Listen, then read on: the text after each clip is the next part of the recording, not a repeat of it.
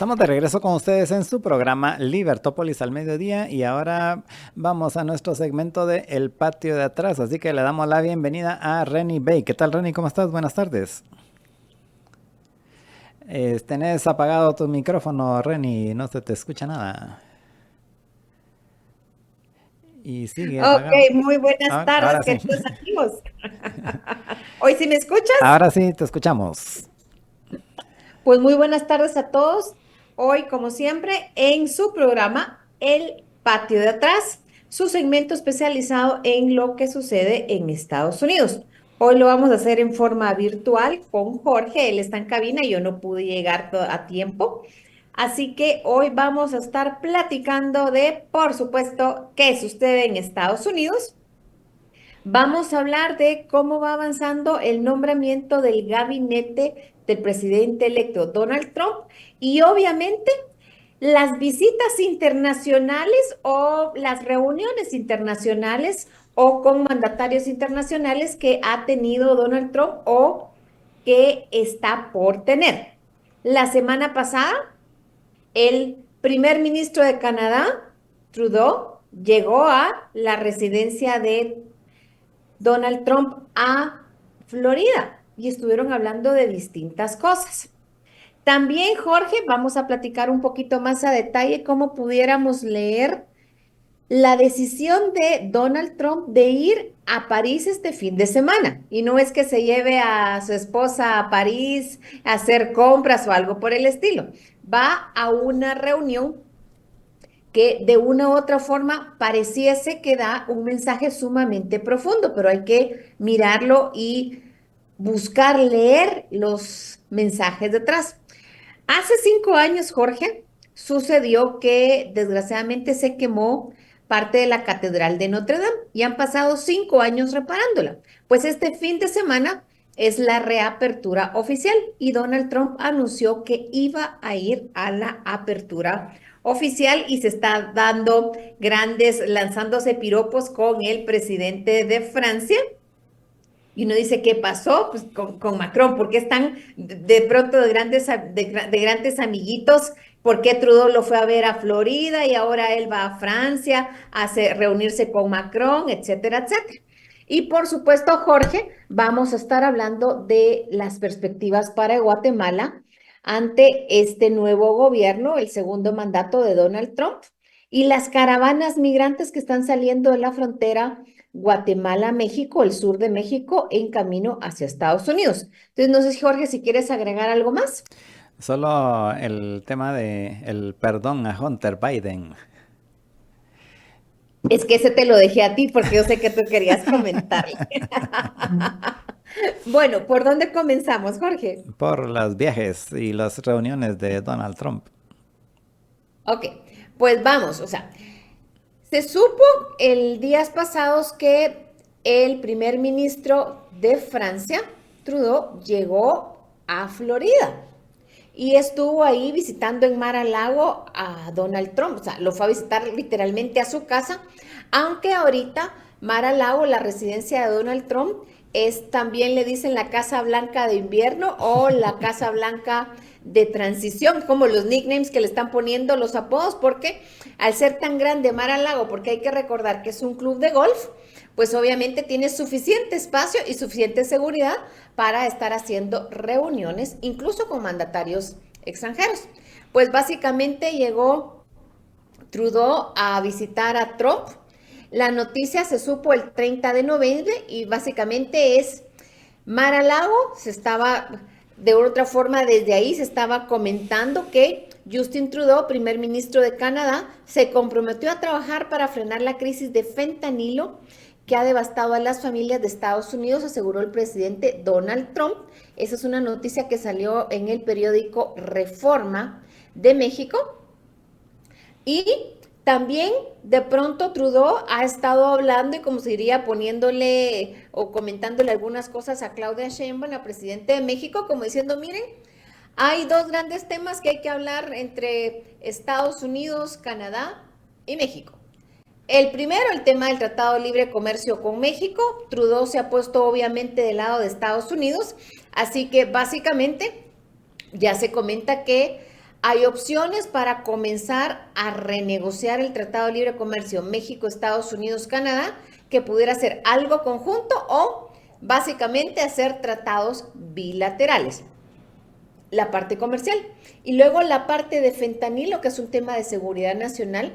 Se conoce que estuvieron platicando Pierre Trudeau y Trump bastante y que han hablado de trabajar conjuntamente en temas de seguridad nacional para Estados Unidos, puesto que Canadá es la frontera norte de Estados Unidos y también por ahí hay temores o hay información y hay críticas de que entran migrantes ilegales, también pueden entrar terroristas o potenciales terroristas a territorio estadounidense que lograron llegar a Canadá. Entonces eso es un poco como la visita que le hizo el primer ministro de Canadá a Trump en su casa, en la Casa Blanca de invierno, como le han puesto, por el hecho que en invierno es mucho más cálido que la propia Casa Blanca en Washington, D.C. Y luego, no sé si quieres agregar o comentar algo antes de entrar a por qué va Trump a una misa, o sea, porque va a la apertura de la Catedral de Notre Dame o la reapertura. Solo que pienso que todo esto que se ha estado dando y los anuncios de Donald Trump muestran básicamente cuál es su modus operandi. Y su modus operandi es de que lanza una amenaza así gigantesca contra el que se le ponga enfrente. Pero realmente la amenaza no es tanto para cumplirla como para sentarlos a la mesa a la gente y negociar. Y eso es lo que ha pasado, por ejemplo, con esto Justin Trudeau, que dijo, bueno, aquí si no paran los inmigrantes y el fentanilo, pues les vamos a poner un arancel del 25%. Y rápido llegó Justin Trudeau a negociar con él. Y entonces ahora, ya que llegó a hablar con él, entonces ahora están de besos y abrazos, ¿no? Luego de que lo había amenazado con el 25%. Y más o menos algo similar ha sucedido con Claudia Sheinbaum. Claudia Sheinbaum no lo ha ido a ver, pero sí hablaron y entonces ahora ya están otra vez de abrazos y besos, aunque creo que no va a durar mucho, pero en el caso específico de Claudia Sheinbaum, pero el punto es de que más o menos eso da la pauta de cuál es el modus operandi de Donald Trump. Lo mismo está haciendo, por ejemplo, con la amenaza que hizo el martes en la noche o el lunes en la noche con relación a los secuestrados, a los rehenes que tiene Hamas en Gaza, en donde los amenazó o los liberan para el 20 de enero o ahí van a ver, se les va a desatar el infierno ahí encima. Y de hecho ya hoy hasta salieron diciendo, mire aquí, los de Hamas, no sé si viste que hoy salieron diciendo los de Hamas, mire aquí, tenemos conocimiento de 33 de los rehenes que se murieron, los otros a ver qué se hicieron, o sea, literalmente así lo dijeron hoy los de Hamas, que me parece el colmo del descaro, pero al final es, pienso, una respuesta precisamente a esa amenaza de Donald Trump, ¿verdad? Y así como esa, pues ha proferido otras también, que entiendo es básicamente para sentar a la gente a negociar. Pues es su estilo al final de negociador. La otra gran noticia que hay que leerla para leer el trasfondo, detrás del trasfondo, detrás del trasfondo, es el hecho que anunció que iba a ir este fin de semana a la apertura o reapertura de la Catedral de Notre Dame, que se incendió hace más o menos 5 años. Se han pasado 5 años reparándola y el presidente Emmanuel Macron de Francia obviamente va a estar ahí en la reapertura y es al final. Hay que recordar que la Catedral de Notre Dame es un símbolo para los franceses e incluso para los católicos europeos y católicos occidentales. Y de pronto Trump dice que va a ir a la reapertura de la catedral y uno dice, ¿cómo así? Bueno, aquí hay que leerlo con 2 o 3 lecturas distintas. La primera, hay que recordar que Emmanuel Macron es de una u otra forma el líder de los países de la Unión Europea que le está plantando cara a Putin. Hay que mirar la guerra de Ucrania, la invasión de Ucrania por parte de Rusia y lo que está sucediendo en esa parte en Europa. Así que obviamente irse a sentar con Emmanuel Macron es como, bueno, ¿qué podemos hacer en esto? vos, Emanuel, aquí vine a platicar contigo, o sea, no te voy a amenazar. Ya dije que ya nombró a alguien que se va a hacer cargo del tema Rusia-Ucrania, un general retirado, pero también ya dijo no les vamos a dar tanta plata o vamos a condicionar seguir dándole el dinero y municiones a Ucrania para que se defienda de la invasión, siempre y cuando se sienten a negociar. Pero va a Francia a reunirse con Macron. Antes siquiera que se convierta en el presidente, o sea, ya ha sido electo, pero no es el presidente en funciones de Estados Unidos, pero él va a Francia, a algo que es muy simbólico para los franceses, porque Notre Dame al final es parte del corazón de los franceses, parte de su historia. Y dos, hay que recordar que buena parte del nuevo gabinete de Donald Trump son católicos y católicos conservadores. Su vicepresidente J.D. Vance es un católico converso. Y la última vez que me puse a hacer porcentajes, el 43% de los nombrados en el nuevo gabinete de Donald Trump, que no necesitan confirmación del Senado, son católicos. Así que de una u otra forma como que él está, uno, agradeciendo, y recuerdas que hicimos el análisis de los católicos van a apoyar al final a Trump en Estados Unidos en la votación porque la vicepresidenta Kamala Harris ofendió a un cardenal de mucho poder de Nueva York al no ir a una cena, y yo todavía te lo dije, vas a ver que los católicos al final van a ser llamados a favor de Donald Trump. Y en algunos lugares precisamente el voto católico con el voto Amish fueron claves para poder ganar algunos estados que estaban en disputa. Entonces, Trump va a algo que es un evento muy importante para el católico en Francia y el católico en general. Y dos, se va a reunir con Macron. Qué excusa más encantadora que vengo aquí a la inauguración, a la reapertura de Notre Dame. Qué bonito, ¿verdad? Ahí se acuerdan que mi esposa es católica y ella quería venir. Pero en el Riffy Raffy platicando, no sabemos si van a platicar en privado de temas que no pueden ni hablarse por teléfono satelital. Y esa es la gran pregunta que yo te dejaría en el aire. Sí, de hecho, cabal en la nota tecnológica de hoy hablaba de que ayer mismo la CISA, que es la Agencia de Ciberseguridad de Estados Unidos, anunció que un grupo de hackers, o sea, que desde hace 2 meses hackearon las telefónicas en Estados Unidos, todavía están metidos en los sistemas de las telefónicas, y entonces ellos mismos estaban recomendando a la gente que mejor utilicen aplicaciones encriptadas, tanto para textos como para las comunicaciones de voz, porque no hay ninguna seguridad de que no los vayan a hackear sus comunicaciones. Entonces, si imagínate, o sea, a ese nivel. Obviamente, pues prefieren incluso verse cara a cara y hasta en un jardín donde lo más probable es de que no puedan poner micrófonos. Probablemente.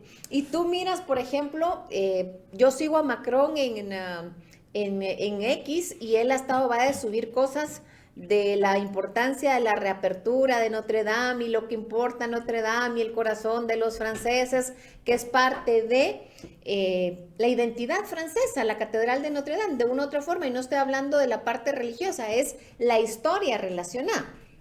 Y obviamente Trump no es el único alto dignatario invitado. Macron invitó a varios personajes europeos, así que la gran pregunta es, ¿quiénes van a llegar?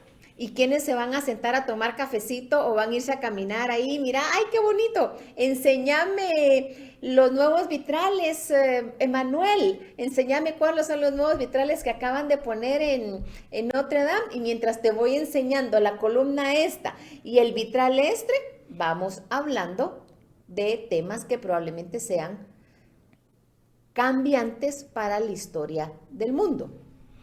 Sí, Jorge. y muy probablemente entre las personas que lleguen sea precisamente el otro líder importante todavía de la Unión Europea, que es Olaf Scholz, ¿no? Así, recalco el o todavía. Mira, yo no he visto, honestamente, yo no he visto la lista de los invitados confirmados. Pero, por ejemplo, Zelensky está muy relacionado y tiene una muy buena relación con Emmanuel Macron. Supongo que va a llegar. el presidente de Ucrania. El que no creo que esté invitado es Vladimir Putin, a él no lo dejan entrar, pero, o sea, te estoy haciendo como una lista de buenos, ¿quiénes pudieran llegar a la reinauguración de la Catedral de Notre Dame, que casualmente se está haciendo el fin de semana, que es muy importante para los devotos de la Virgen. Es el 7 y el 8 de diciembre. El 7 de diciembre, aquí nosotros quemamos la quema del diablo, pero el 8 de diciembre son días importantes para los devotos de la Virgen. Y entonces, a ver, Zelensky probablemente va a llegar. ¿Llegará alguien?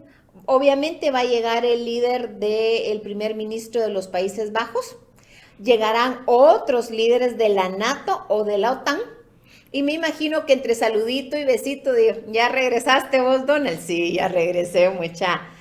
Platicamos mientras nos dan la gira y nos enseñan qué bonito los vitrales nuevos o lo que se logró rescatar. Ayer o antier creo que estaba entrando de regreso una estatua de la Virgen que logró salvarse del fuego. Así que mientras Macron sirve de guía turístico, pueden estarse platicando ciertos líderes o sus asesores que no van a tener todas las luces puestas encima, pero puede ser una forma y un acercamiento no oficial, menos, como se diría, menos presionante que una reunión formal, porque total, solo fueron una misa y fueron a una inauguración de algo que es importante para la historia de Francia. No sé qué opinas tú. Sí, obviamente va a ser utilizado así y seguramente va a ir a haber una cena formal y toda la cosa y dentro de los corrillos de palacio pues se va a aprovechar para ese tipo de conversaciones. Así es, que es lo que suele suceder. Y luego, por supuesto, Jorge, en ese contexto donde por un lado Trump se está reintegrando y muy rápidamente a las relaciones con los líderes mundiales y está ya como avanzando su agenda, está llegando ya a reunirse con los líderes de la OTAN. No, discúlpame, él solo va a la reinauguración de la Catedral de Notre Dame. Si eso es casualidad que el resto esté por ahí, no podemos hacer mucho al respecto, pero él está avanzando muy rápidamente en ese contexto. ¿Y qué podemos esperar para Guatemala? Pues bueno, en el caso de Guatemala, para Estados Unidos somos un tema de seguridad nacional. Eso significa combate al narcotráfico y reducción de la migración ilegal. Y por supuesto que una caravana migrante esté saliendo desde la frontera sur de México, o sea, la frontera de Guatemala con México, no es exactamente algo que esté cayendo muy bien. Y las caravanas migrantes están saliendo desesperadamente intentando llegar antes del 20 de enero a Estados Unidos. Así que básicamente la agenda para Guatemala en el próximo gobierno de Estados Unidos va a ser seguridad nacional, narcotráfico, combate al narcotráfico, reducción de migración ilegal, ¿me colaboras o no me colaboras? Y mira, fíjate que te vamos a mandar un montón de migrantes ilegales tuyos que estaban aquí en Estados Unidos, especialmente los primeros que estén en la cárcel.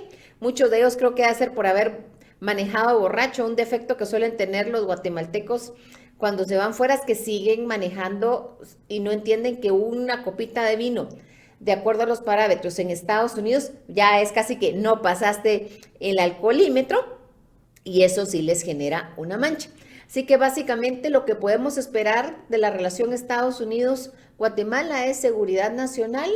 Así que Trump les va a decir muy amablemente al gobierno, por favor, colaboren en estos temas y veamos qué pasa y cómo vamos a manejar, Jorge, la parte de migración ilegal, no solamente los que estén pasando por acá, sino, y eso es preocupante, qué va a pasar si nos comienzan a deportar por miles o por más, o sea, por miles y miles, más de lo que es usual, migrantes nuestros que están en Estados Unidos en forma ilegal. Jorge.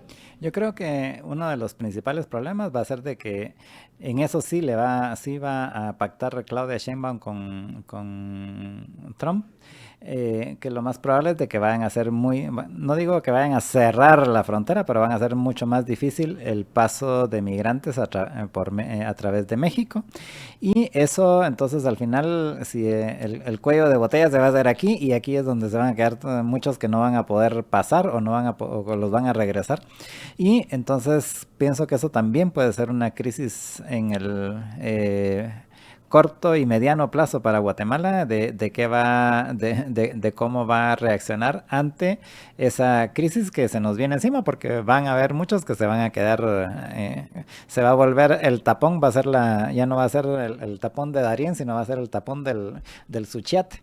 Y ya no, muchos se van a quedar aquí en Guatemala, que vienen hasta de China, vienen, pero que no van a poder pasar tan fácilmente a México como lo han estado haciendo hasta la fecha, y entonces pues se van a quedar aquí, ¿no? Por algún tiempo. Eso es un poco lo preocupante y es como los cuestionamientos, Jorge, que debiéramos de estar comenzándonos a hacer, qué vamos a hacer a partir de el 20 de enero del 2025, porque obviamente la diplomacia estadounidense va a cambiar de énfasis y de enfoque y obviamente cómo nos insertamos como país en esa nueva dinámica. Creo que son las preguntas que debiéramos de comenzar a hacernos y creo que vamos un poquito tarde, o sea, ¿cuál es el preparativo o los preparativos que estamos haciendo ante esa dinámica que se nos está viniendo encima y sobre la cual literalmente no vamos a tener la menor influencia o injerencia?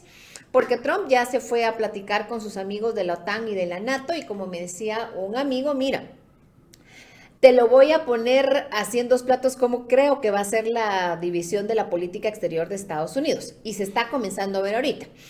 Trump ha nominado a un secretario de Estado que conoce de América Latina, habla de español y es de raíces latinas para que se encargue de América Latina. Y Trump se va a encargar de otros temas con los cuales ya tiene de una otra forma, se diría rueda, experiencia en este caso, lo que es la OTAN, lo que es tema con China, obviamente coordinado con el secretario de Estado, y lo que es Rusia, Ucrania. Y es exactamente cuando tú miras los nombramientos. O sea, ha nombrado a un enviado especial, un general retirado, para que vea el tema de Rusia, Ucrania.